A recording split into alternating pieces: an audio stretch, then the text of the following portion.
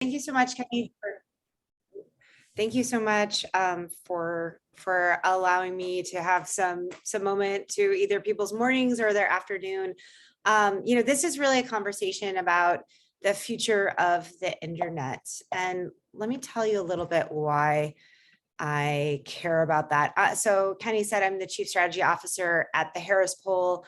My job primarily is to think about the future and to develop thought leadership for our clients. So behind major 500, Fortune 500 brands, we're developing what their point of views are in the market. And we develop speeches for Ken and Davos and all these things so that they can go out and say, here's our point of view, here's our perspective. And we're kind of that think tank behind a lot of these leaders that you see out there talking about new things. But I really love my job because I love thinking about the future. I think thinking about the future, especially in a 5 to 10 year timeline, helps us get kind of unstuck from the present moments, the current anxieties we all feel today, and this feeling that we may never catch up. So that's why I'm so excited about talking to you with the metaverse today. I just wanted to start really quick. The reason I'm so excited, particularly about the evolutions of the internet, is because that's how I started my career. So I started out at graduating NYU. I started out at a traditional ad agency that some of you may know. It's BBDO. And I had my own office. Like I was just thinking about how do I climb this ladder? And I got this, I had this phone call with a producer who said, hey kid, because that's what he referred to me at the time. He's like, get out of there and get into digital. And this was in the early 2000s. And he said, and I was like, why would I get into digital? And he said, it's the wild, wild west. So if you understand digital and you get into a space that no one understands, you're going to have a knowledge advantage and you're going to have an expertise advantage. And you're going to be able to climb and move through the industry much differently than if you just stay at a traditional ad agency where people know how to make commercials.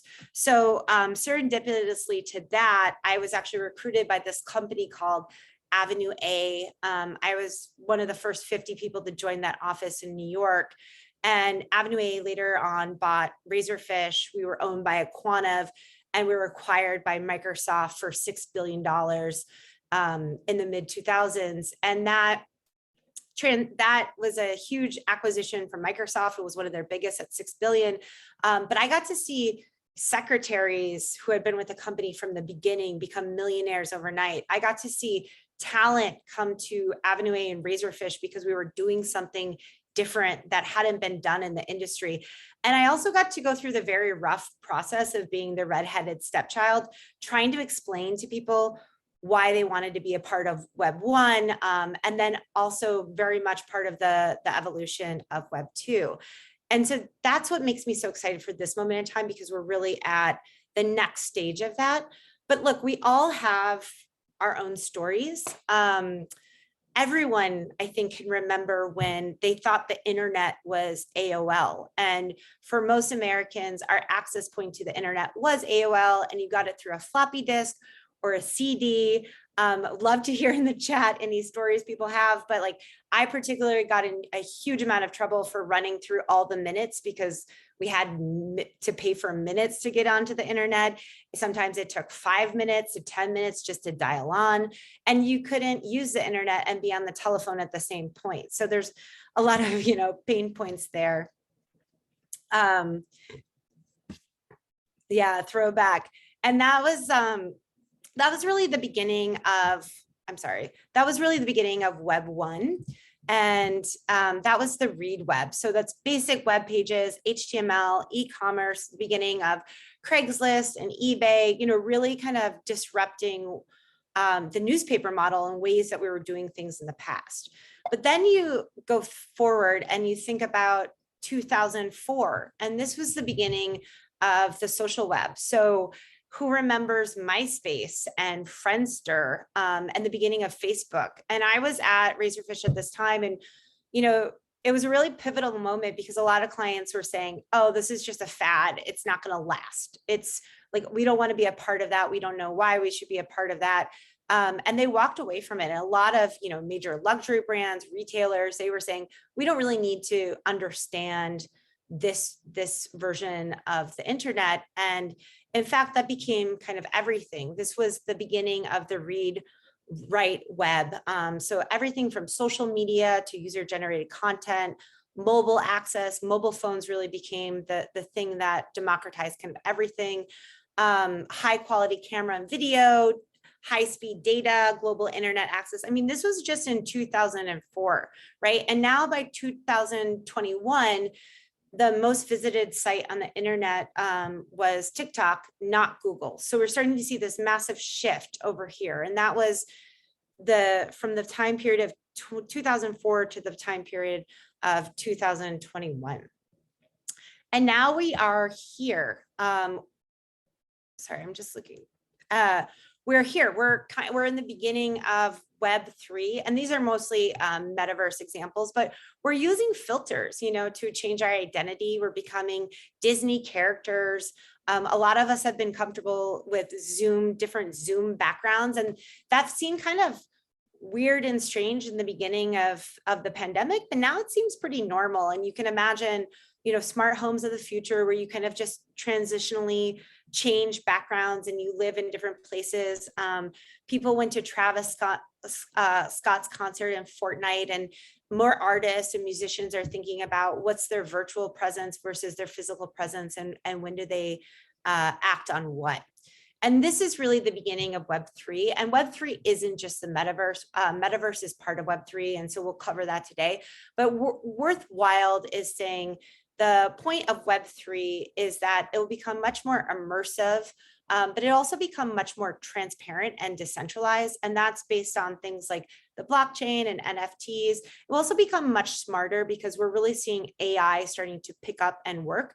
But essential to the idea of Web3 is kind of some of the pushback from what happened as a result of Web2, which were, big tech players owning a lot of the value and the content that we created, really owning a lot of that. So the big movement towards Web3, if you take anything away from it, is that consumers want, if it's a 1-by-1 pixel that they're filling out on Instagram, they want to get more of that upside. So if they're participating and collaborating, the idea of Web3 is that a more decentralized version of the internet will create more monetization opportunities for everyone versus just the big tech players. But here today, we are here to talk about the metaverse. And, the metaverse has a lot of implications to where we're going. One trick for you, if you want to identify the difference between a fad and a long-term cultural tipping point, and there's many ways to kind of do this as someone who thinks about the future, but I thought this was a fun one to bring to the group, is to look for mad. We could have said damn, but I think mad is a little bit more a little bit more appropriate. So what you do is you follow the money. You look to where attention is going. And then really importantly, and what I've been doing my entire career, is understanding the desire. So where is the consumer desire? Where is the shifts going? What is driving and motivating people into this future state? And does it exist yet? And you really can't have one without the other. So you can't have VC investors saying over here, like, we're investing all this stuff, but consumer desire doesn't align to it yet, or attention doesn't align to it yet. And you can't have consumer desire without VC money and some sort of money. You can have it, but it tends to be these very micro communities that never really launch into a full cultural tipping point. And we're not talking about micro things, we're talking about macro things. Like, you need MAD for a macro cultural tipping point. And so I'll go through some examples of that. If you follow the money, Citibank now says the metaverse economy could be worth 13 trillion by 2030. So that's in less than a decade. Morgan Stanley says 8 trillion, McKinsey says 5 trillion. But basically all of these things have kind of decoupled it from just being, AR and VR to being the total addressable market of blockchain, of video game loot boxes, of 6G, of virtual events, of AI. All of these things are intertwined, and we'll talk about that in a second, what the metaverse is, but it isn't. But I can say it over and over again. The metaverse if you have in your mind that the metaverse is like just a VR hardware device, it is not that. It is all of these things kind of coming together as the next version of the internet unfolds. If you also follow the money, you're starting to see this is where career opportunities are coming. So NASA has developed or has a $70,000 prize for Mars for metaverse developers. Why? They want a digital twin of the Mars. So astronauts can go into that space and scientists can go to that space and understand, well, if we were ever to land on Mars and really cultivate it, what would that look like? And we're seeing these digital twin spaces pop up in the medical world and the manufacturing world, and NASA is trying to do that with space. So it's a very interesting way to think about how do we digitally twin our world. That's kind of a side note there. Roblox, you can be paid almost $500,000 a year as a metaverse worker.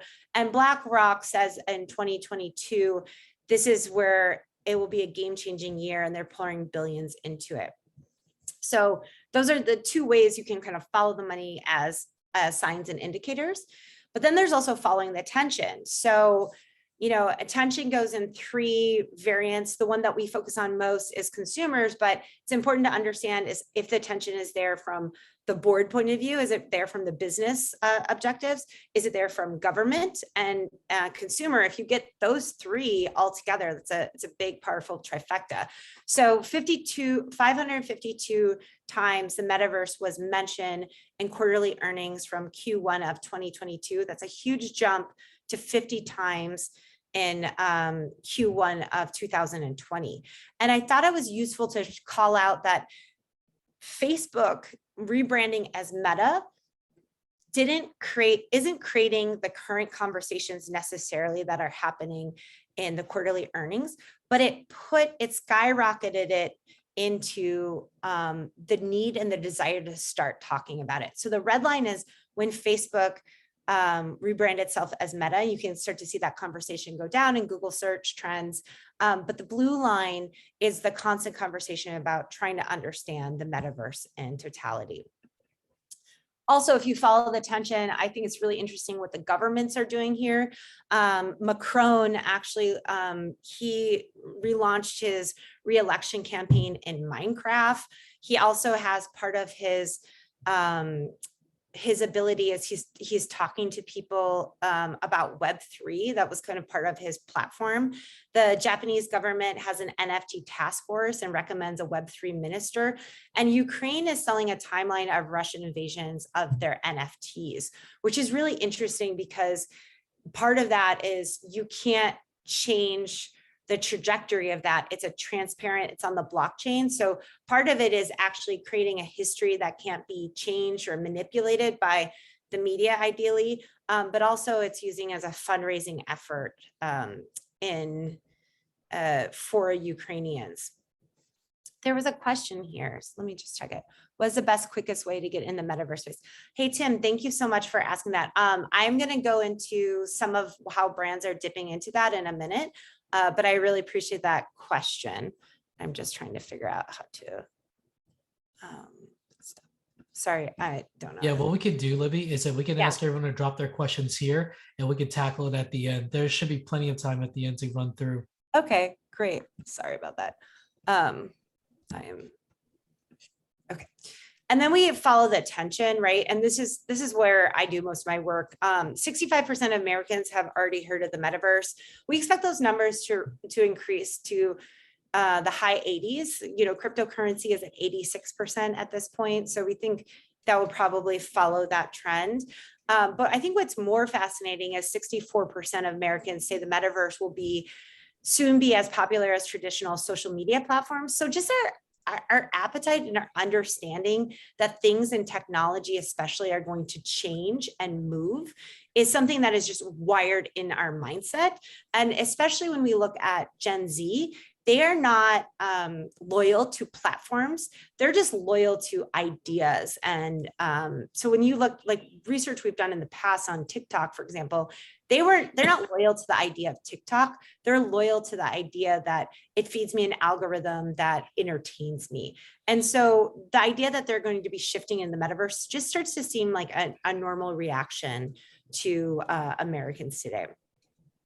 So let's just back up and say, well, what is the metaverse, right? The metaverse is the next evolution of the internet, and it's being defined as we know it, but it's inherently more immersive. So imagine the internet, the social web that we have today, it becomes more immersive, it becomes more persistent, meaning that the worlds in which we engage with, they don't turn on and off when we either come in them or exit out, but they're always happening, and it becomes more social. And it's this convergence that's enabled by various types of advanced technology that I'll outline in a second.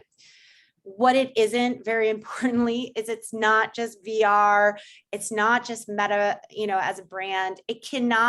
There's too many factors in it.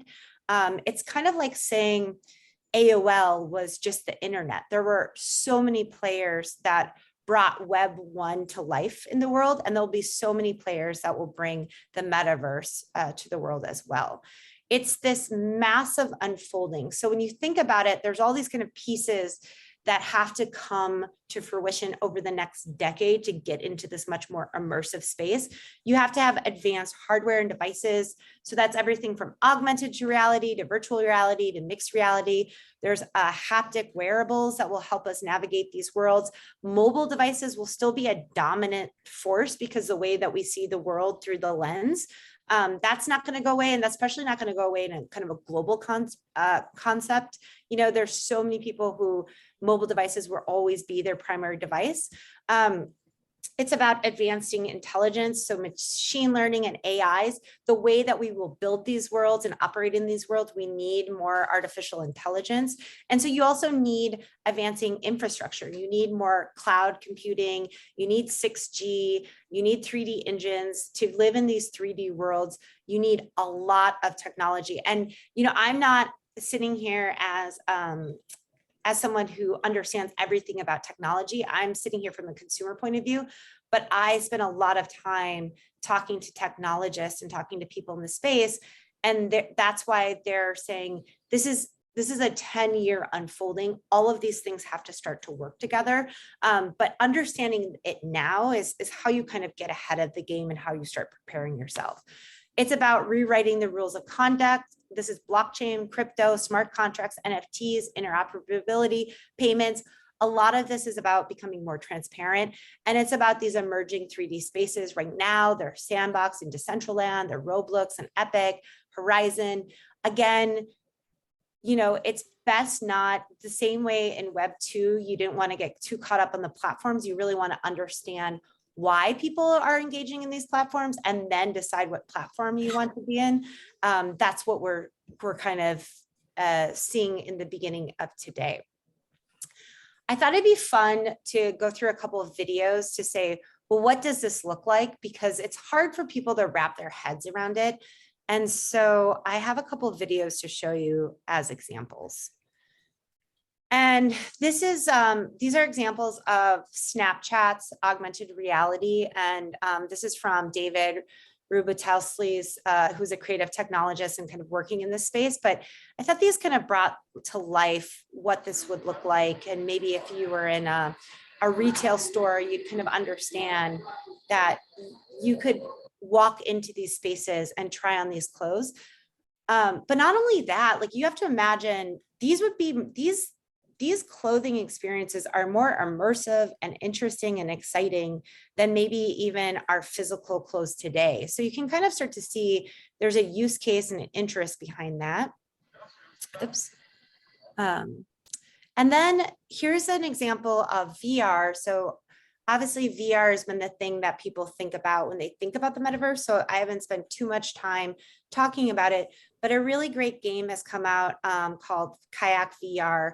And so imagine, everyone's going through these mental health crises, you're like working burnt out. You just need 15 minutes between your meeting and you can go on this great kayak experience. Oops.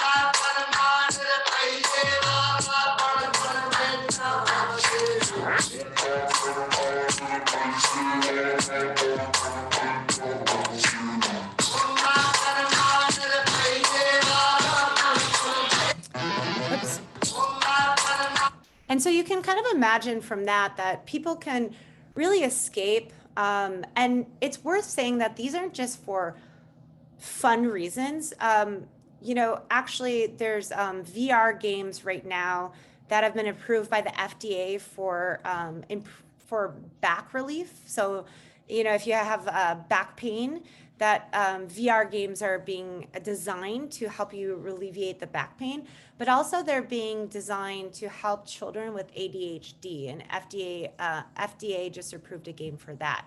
So these things aren't just for our fun and entertainment and escapism, but they're also very therapeutic. I wanted to mention, because there's probably people who are in the more brand experience space, what Artifact is doing. Nike just bought Artifact this year. And Artifact, if you don't know, is kind of this digital, originally kind of digital streetwear sneaker brand, but kind of getting into all things digital, metaverse, fashion, especially in that kind of streetwear drop culture connection. I wanted to highlight their recent event with Nike because it's so fascinating and cool.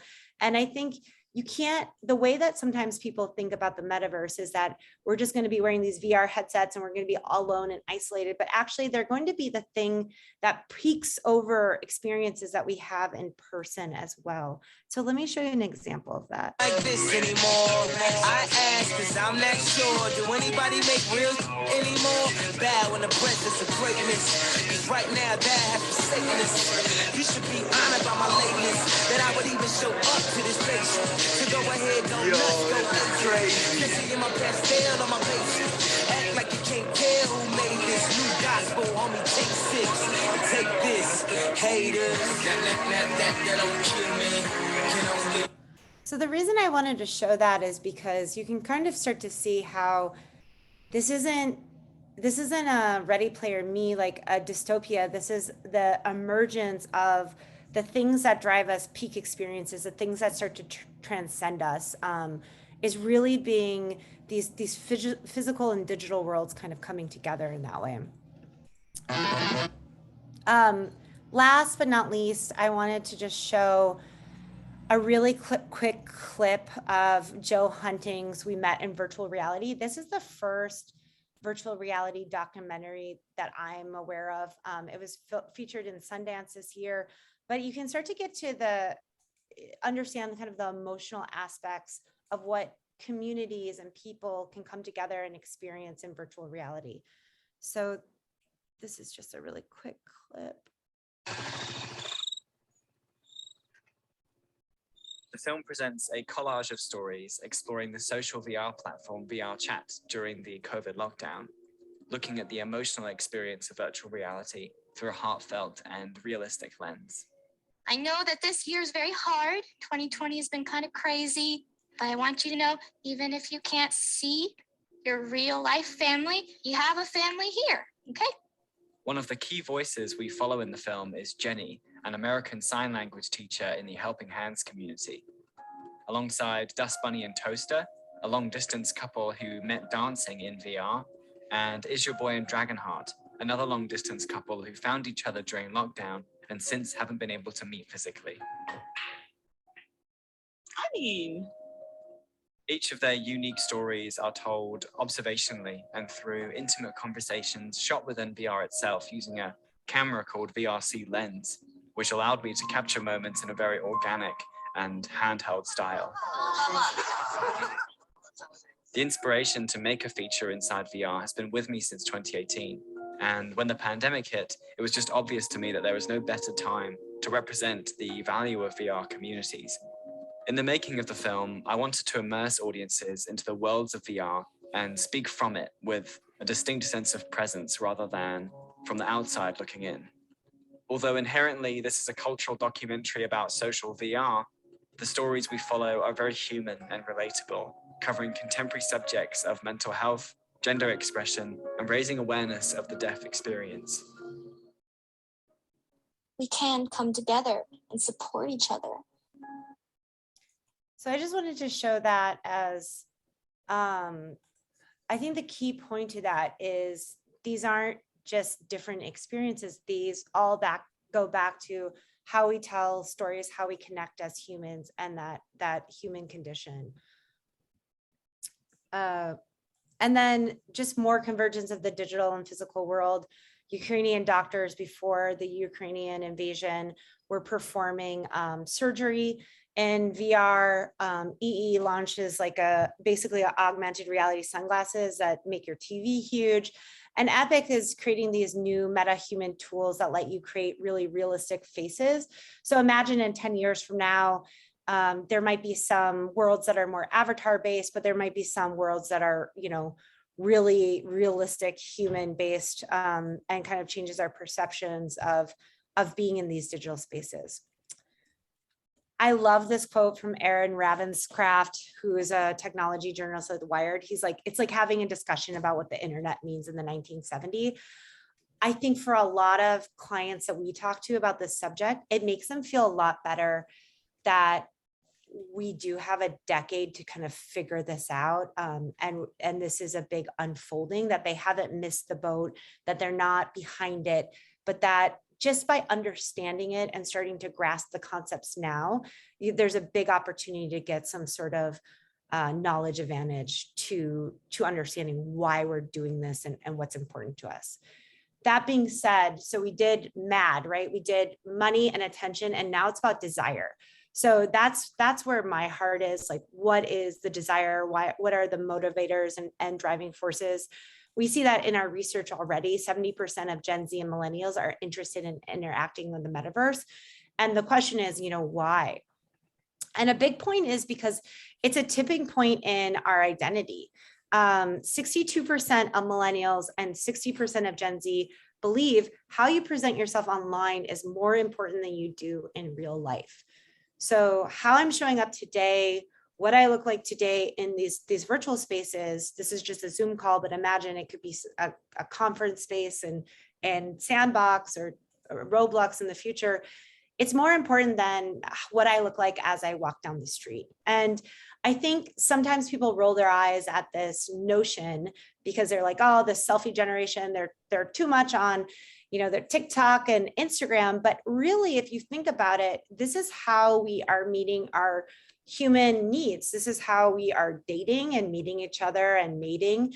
This is how we're building our careers and our networks. And that goes back to our financial security. This is how we're creating connections and bonding and getting rid of some of the social isolation. So it does make sense that it's a tipping point in our identity. The fact that we care more about online means that value will follow that. It makes sense that we would then translate that into digital goods, into digital land, into digital experiences, because our identity is now as much or more important online than it is offline.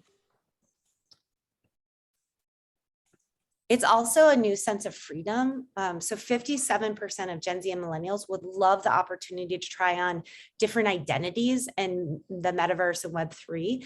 And this is a really big point, right? Because the millennials were really the pioneers of the slash person. So I can be a DJ and a lawyer and a slash artist and all these things.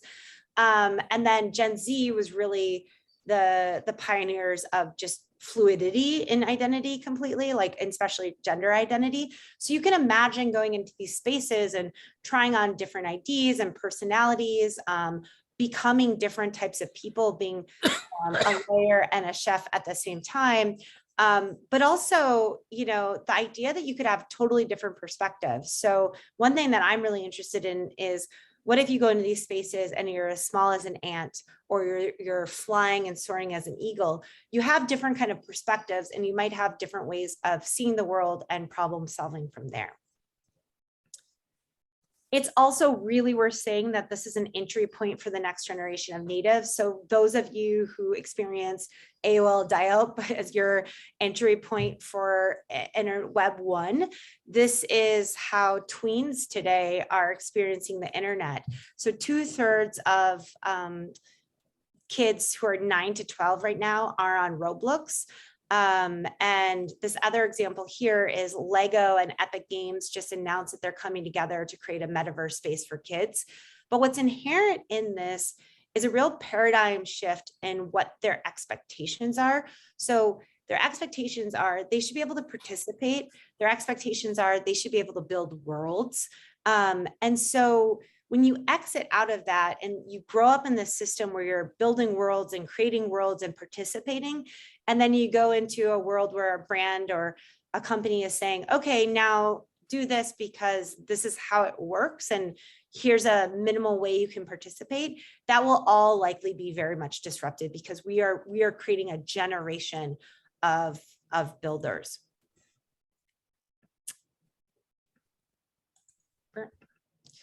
And it's also a place for discovery, commerce, and work. So really kind of normal things. Gen Z and millennials are interested in participating in the metaverse in the following ways, right?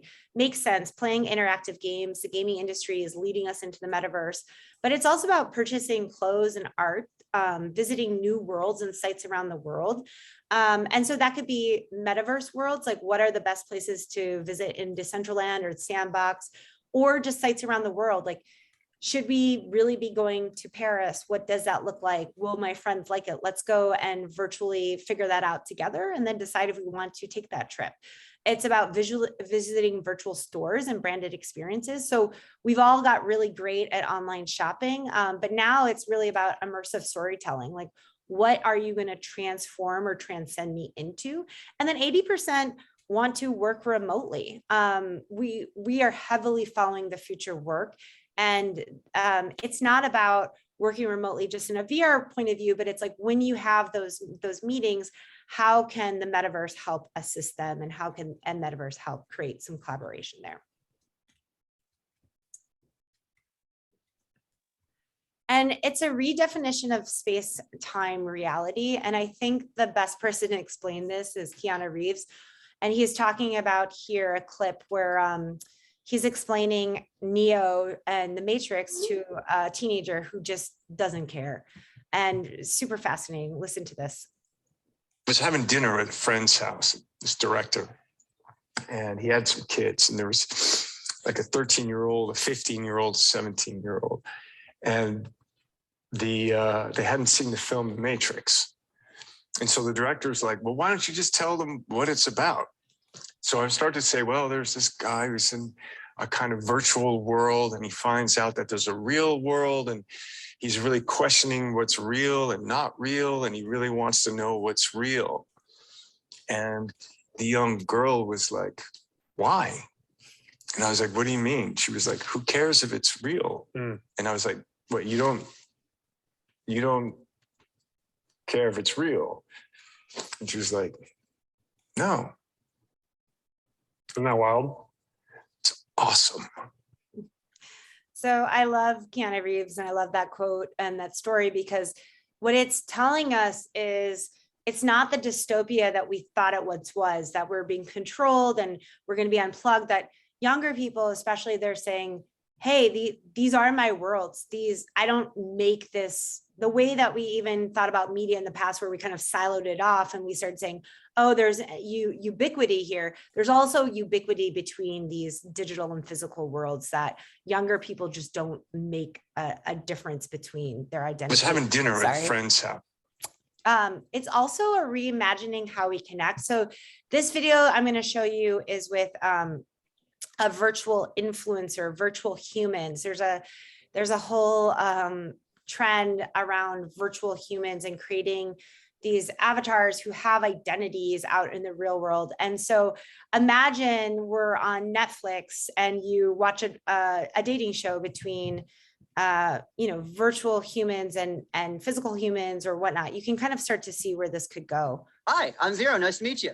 Nice to meet you as well. I do need to know, like, is this a date? It can be a date. It can be a date? Okay, cool. I just date. need to know what mindset to be in. Let me switch gears real quick. All right, date. Hey, I'm glad you made it to my bunker. Do you want to have a tour and see my place? I would love to see your place. Awesome. Let's start with the bedroom. Let's start with the bedroom. I love it. All right, let's go on over to my bedroom. There we go. This is my bedroom. Oh, I guess you weren't really impressed with the teleporting. That's fine. We'll No, it was I'll ask awesome. about. Oh, okay, cool. Was I left? No, I wouldn't leave you. This I think it's going great. I think it's going great so far. So you can kind of start to see there, whether that's your cup of tea as a content, but how we can start to foster and build those relationships between, pure virtual humans and real humans, and the kind of the connections that we could make or build around. Hi, I'm Vic. And then lastly here, I think there's a big B2B implication around where it's just helping us reimagine how we solve problems. Microsoft is doing a lot of work in this space, creating kind of what I was talking about earlier with those digital twin workspaces. So imagine for supply chains and manufacturing, if you make one move, it can cost you millions to sometimes billions of dollars, and you don't always know if it's going to be the right move or bring you the most efficiency. Microsoft is creating these digital twin spaces with Heinz and Boeing to make sure when they optimize, they're doing it in the right way across their supply chain. And so I know there was a question about how do brands start thinking about this? Well, there's ways to get involved. I know Kat is on here from Nike, but Nike is really one to watch for. I mean, they're just constantly doing the most amazing things in the metaverse space and kind of pioneering in that space and kind of getting that real, being a cultural brand today is part of, being a part of this next wave of the internet. And the way that brands are playing in it primarily right now is three ways. So you see a trend around personalized ID and customization. So how do you make me be either a different kind of character or make me be more me? So that comes to life in avatars and skins and different kinds of options. Balenciaga did a really great campaign last year with Fortnite where they did 4 high fashion skins, and then they had also physical elements to that promotion. We see scarcity and access become really important. So think about NFTs and drop cultures and digital twins. Adidas last year released 30,000 into the metaverse NFTs. Those sold out in hours for 22 million in total. And I think the really important thing, we don't talk about NFTs particularly in this presentation, we could talk about them for an hour, is don't think about NFTs as just like a one-time coin. Think about them as like ongoing access and ongoing utility. So now those people who got those NFTs, they can get the next version that Adidas drops next, et cetera. It gives them some sort of ongoing access to that community. And then the third thing is worlds and virtual humans. So Vans, Nike, Gucci now have persistent worlds in Roblox. So they're getting out of thinking about quarterly campaigns, and they're thinking about how do you consistently create community and create an experience that is on kind of all the time. One big thing for brands that they can do right now is just get involved. By getting involved in the metaverse, you are becoming a source of a familiar sign in the unknown. And these numbers are really high. So 79% of people would be excited if their favorite brand was in the metaverse. 38% would be very excited. And those are really high numbers. Those are numbers you never see with, I would be really happy if a brand was here. And I think what's driving that is because people want to explore in these new spaces, they want familiar faces there, and they want a sense of familiar opportunity. And while luxury brands and retail brands are doing a really great job of being in there, there's also other brands like financial brands. JP Morgan opened a lounge in Decentraland. They have a kind of tiger roaming around, and they're really trying to make sure that they have a presence where people are and where new wealth can be accumulated. Also, think live. This is what I was just kind of referring to in the digital world. But I think follow Gucci, which Gucci is doing. Also, Nike is in the Roblox with a persistent world. Vans has a really fun world to explore also.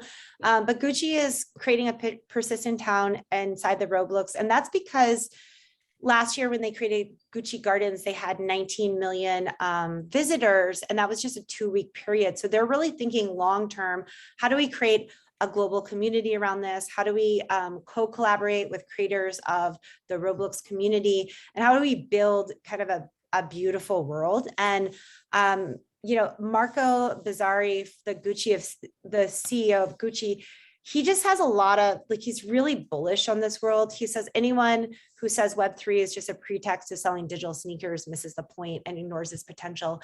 And he goes on to talk about the ability of creating beautiful worlds and co-creating. But I also really like what the EVP of brand and customer engagement said. And he said the idea that everything has been physical is very quickly being disproven. And he kind of goes on not to specifically talk about the business model that they had in the Roblox, but they are gaining economic rewards from being in there early. And then another thing that brands can start to consider is playing with meta assets. So these are virtual influencers. Puma has been doing this for a while. They started this a couple years ago, but virtual influencers have become kind of a bigger main stage, especially in the Southeast Asian markets and China. And one of their recent campaigns, they chose Mai, who's to use as a new Cosmic Rydic shoe. So this is Mai, this is her following, this is what she looks like on Instagram. And she also is a musician. So she launches music and she's featured on YouTube, and her music's actually pretty interesting. And I like this quote from the creator of Mai, who says, she's an interdimensional being that is learning her place in the world. I think the journey she's on reflects many of the same struggles that a lot of Chinese Gen Zers are going through. Beyond there's a huge uptick in the popularity of virtual influencers in the metaverse in China. And I think the important part of that, and what you think about is, at the end of the day, we're just telling human stories. We're just using virtual influencers. We're using our own stories to connect to each other, to go back to those, like that campsite moment where we're connecting on what does it mean to be a human? How do we navigate through this? And using virtual humans is kind of a way some brands are playing with that and tackling that, which is kind of interesting. And then another one, second to last, I think, is think digital twins. So 43% of Americans already want digital twins, meaning they want a way to link their virtual world with their real world, whether that be buy a physical product, get an NFT, or buy a digital product later on. The supply chain sends you a physical product. We see Prada playing around with this. So you can buy a Prada t-shirt and you will get an NFT of that. And eventually the idea will be that you could wear these digital products in different virtual worlds, and there would be some interoperability between that. So let's say you're giving a conference in the Sandbox and you wanted to wear your Prada shirt. Well, you could also then transition that to another virtual world that you were then attending or going to, or maybe even a Snap AR portrait. That interoperability doesn't exist today, and we're really far away from it, but that's kind of the idea of where it could go in the future. And then the last thing here is just architect a path towards representation. This is probably the biggest thing of our times, like thinking about how do you, if we're in the beginning of this new web, how do you create equity and inclusion from the beginning? And a lot of companies are working with this. Clinique just came out with one, but the people of Crypto Labs is worth calling out today because they actually have a party in Sandbox for Pride Week. And they focused on creating over 8,000 avatars to represent 80% of the global population of Black, Indigenous, and people of color, LGBTQIA, and just to have more representation of who we are is going to become kind of a defining factor of, do people feel accepted, seen, heard, all the things that people fundamentally need to be to feel like they have strong mental health and all those things. If you want to join a Meta Pride party, it's happening today in the metaverse and the Valley of Belongings. It's being brought to you by people of Crypto Lab and NYX Cosmetics. And then the last thing here is create on-ramps. So I think what Pepsi did recently is partnered with Billboard is interesting because basically when they were handing out awards, you were able to capture those NFTs as a user, and they were minting them in a 20-minute process. So maybe you heard some sort of mic drop around, the best Billboard award for R&B artists, you could actually go and capture that as an NFT, as a moment you were part of. But I think like the application to that isn't as interesting as they're on-rolling people into how do you mint something, how do you teach someone how to get a part of this, and how do you give them that kind of knowledge advantage as well. And basically the metaverse will take years to unfold. But the values of what people want from it are already here. So I think the big question for everyone on the call is like, how do you start enabling those values today, whether you do it in or out of the metaverse? And then it's just worth reminding people, what do you lose by waiting? So there's a lot of people who are like, we'll see if the metaverse plays out or not. Nokia also thought this way about smartphones. They didn't think people were going to move away from the query phone set. They didn't think they should bet on Android. They didn't think that the smart phone screen, the swiping screen, was going to be the future. And they acted too late, and they never recovered to where they were at the height, where it was like 1 billion customers. Can anyone catch the cell phone king? This article in Forbes was from 2007. And, Nokia is still a great company, but it's just that they could have caught the wave and they chose to stand on the sidelines. So it's just a precautionary tale. And then the last thing here is just a framework for navigating new waves. So, if you've learned anything today, hopefully you've learned follow MAD, follow the money, attention, desire.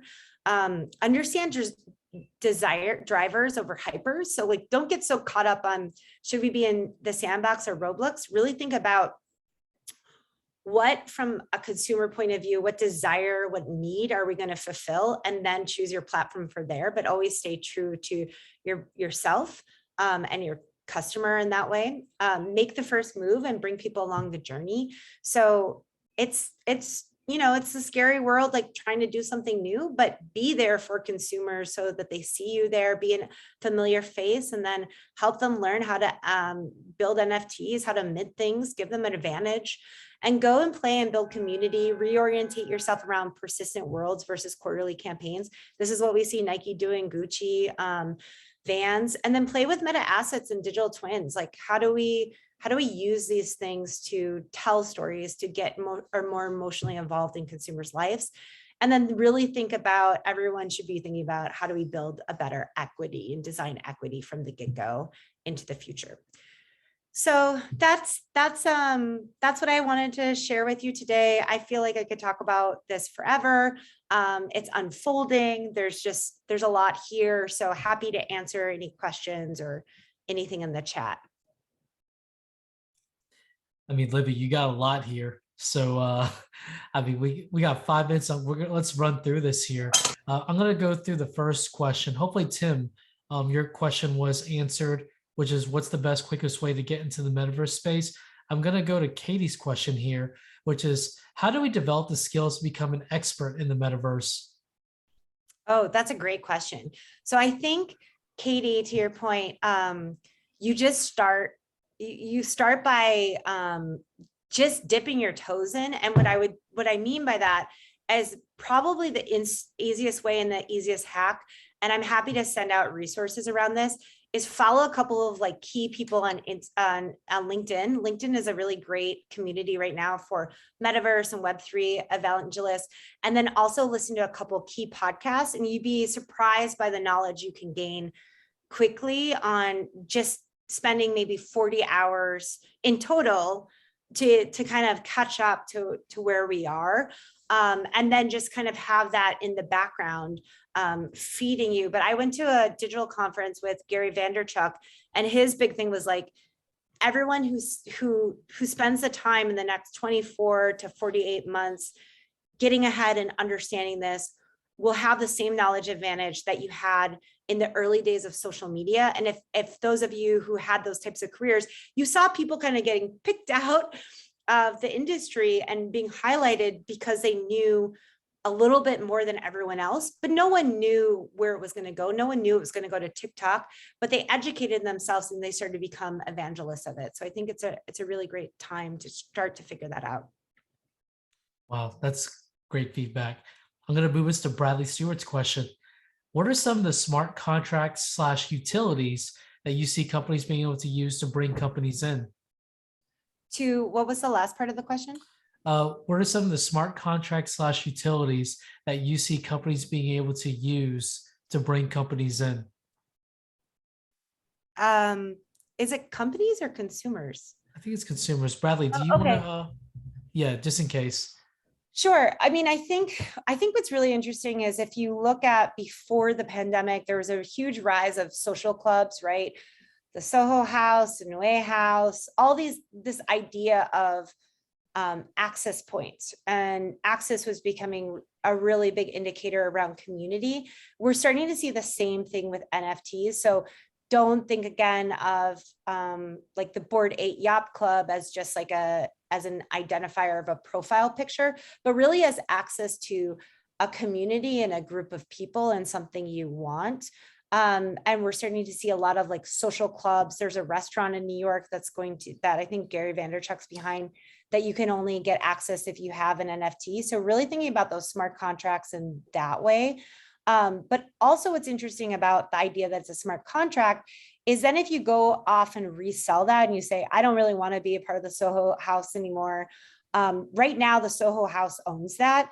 In the future, as part of the smart contract, you could have ownership in that as well. Or especially, so like, let's say you sell that membership, you get a piece of that back for being maybe an original member of something, or an artist gets a piece of those oncurring art sales that they wouldn't have got normally. So I think that's where smart contracts are super interesting, but as implications for everything from the medical field to the real estate world, and just kind of easing things around there. All right, we're gonna do 2 more questions. Next one is again from Katie. Is there concern that this will make society less physically active and less likely to make real life relationships / friendships? Yeah, no, I think that's a common question and a really good concern. What we see when we talk to people who are active in these spaces is that they're more likely to, it's not that they're just as likely to be in physical spaces and making connections. So if you're making connections in the metaverse, similar, because it's following the trajectory of gamers.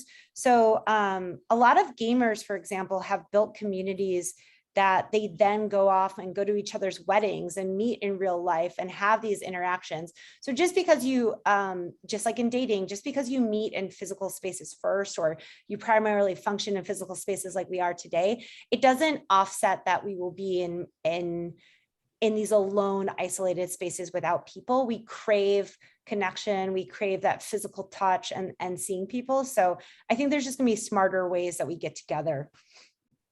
Yeah. No, that's so true. We're going to end with Yona's question here. So many normative consumers speak of not wanting to live by being even more plugged into tech. Rather, there is a human desire to reduce screen time. What is the response to a general feeling that people don't desire to live with headsets and these type of invasive tech in our lives? Will it become more unobtrusive, more human as opposed to by yourself to experience life? That's interesting.